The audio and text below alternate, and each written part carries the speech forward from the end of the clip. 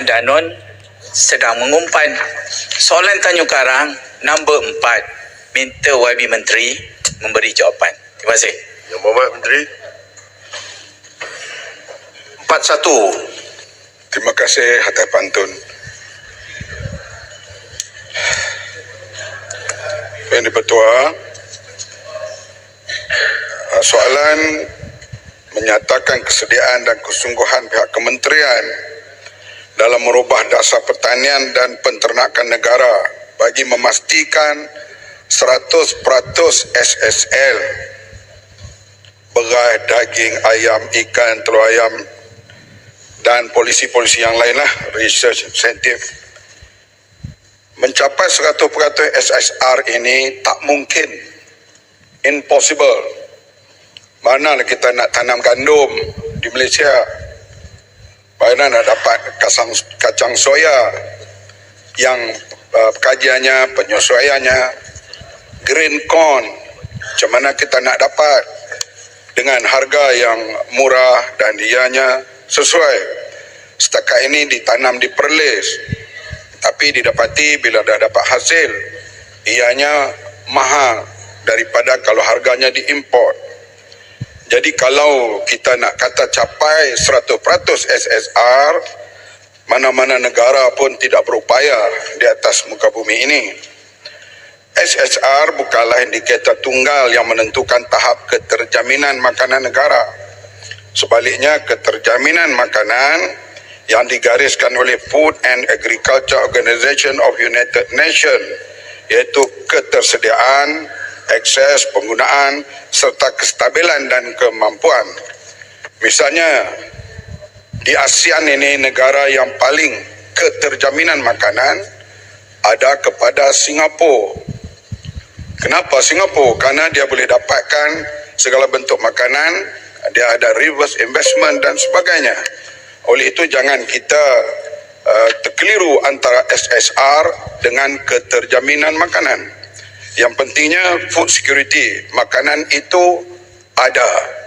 Usaha untuk keluarkan secara tempatan itu perlu ditempukan. Saya ambil contoh sekarang misalnya ayam. Alhamdulillah sudah stabil. Telur ke arah stabil. Beras ini satu jangka yang panjang telah diusahakan oleh kerajaan-kerajaan terdahulu.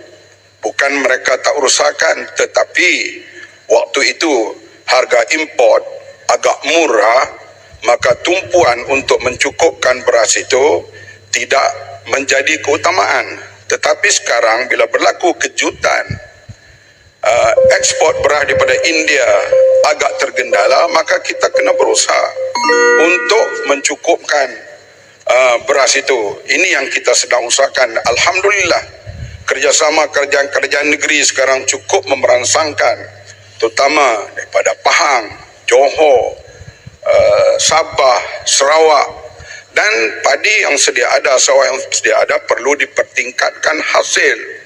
Kajian daripada Mardi, Sirim, Universiti, semua tumpu sekarang. Sebab itulah ke arah untuk meningkatkan hasil. Tak boleh 20 tahun masih lagi 4 hingga 5 tan. Sekarang kita kena usaha ke arah sekurang-kurang 7 tan untuk 1 hektar, ke arah mencapai cukupnya beras.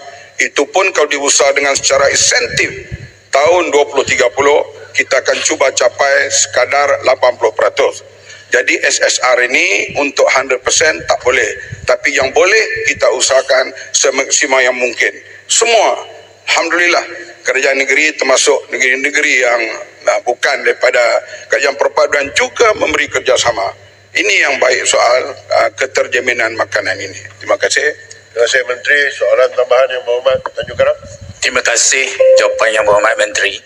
Kalau miskin tegar kita boleh sasarkan untuk dinoktahkan pada akhir tahun ini, kenapa tidak beras kita sasarkan untuk dinoktahkan sehingga dalam tempoh 5 tahun?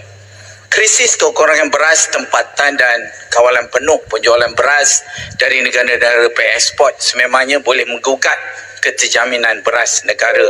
Jadi KPKM mestilah bertanggungjawab sepenuhnya dari sekarang untuk memastikan Malaysia mampu capai SSL beras negara 100% dalam tempoh kurang 5 tahun.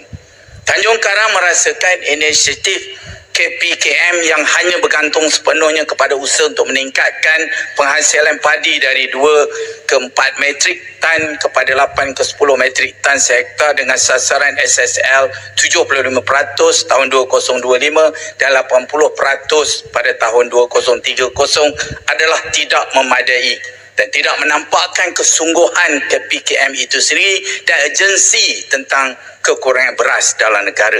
Kegagalan boleh berlaku dengan pelbagai masalah seperti bencana ataupun penyakit-penyakit. Jadi, pelbagai strategi dan pendekatan perlu diambil bersama dengan oleh KPKM mulai dari sekarang. Tanjung Karang ingin bertanya, adakah pihak KPKM bersedia untuk mensasarkan penambahan keluasan kawasan tanaman padi negara daripada hanya seluas kurang daripada 5,000 hektar sekarang kepada 1 juta hektar dalam tempoh 5 tahun dengan perancangan untuk menghidupkan semula semua sawah-sawah padi yang terbiar di seluruh negara ataupun meneroka kawasan-kawasan padi baru yang boleh dibangunkan secara komersial dengan memastikan matlamat pembangunan mampan SDG dapat dicapai. Terima kasih. Inilah masalah. Orang jawab dia tak dengar. Saya sebut tadi yang sedang nak musahkan kawasan baru di antaranya di Pahang yang begitu luas tanah barunya, Sabah, Sarawak. Bukan sahaja Kementerian KPKM, ada juga daripada RISDA, ada daripada FGV yang sedang, dan kita hendak juga swasta juga terlibat, dan kerajaan-kerajaan negeri kena beri kerjasama, dan kita kena tambahkan lagi pendapatan negara untuk buat pengairan yang baik. Memanglah nak buat cucuk dengan mulut ni senang. Ambil tepung sekilo minyak, bila nak buat tu macam mana? Kena kerjasama pihak, inisiatif rakyat, kena sama-sama bertanggungjawab. Dan kerajaan menyediakan, bukan marah, nak bagi tahu supaya telinga dia terbuka yang kita sedang buat sekarang ini. Yang disebut 50,000 hektar itu masih terlalu kecil. Ya, memang terlalu rendah kerjasama kerajaan negeri. Kerajaan negeri pula dia ada juga tanah-tanah yang dia perlu untuk membangun mengikut kapasiti kerajaan negeri. Ini semua perlu perundingan. Ini di Pejak Merdeka hingga sekarang perancangan pertanian ini nak jamin SSL 5 tahun lagi. Bagaimana kalau berlaku banjir kilat dan sebagainya?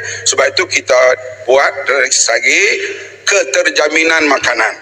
Bersedia misalnya kita kata sekarang soal ayam, kalau berlaku sesuatu kita dah berunding misalnya untuk supply daripada luar. Untuk kita self-sufficient itu. Jadi kita kena berusaha lah, tak bolehlah bercakap. Memang saya jadi pembangkang dulu pun saya bercakap memang lebih banyak lagi. Tapi nak buat itu bukanlah senang. Tak, insyaAllah saya tak akan jadi pembangkang semula, insyaAllah. Baik, sebelah kanan yang berhormat, silakan.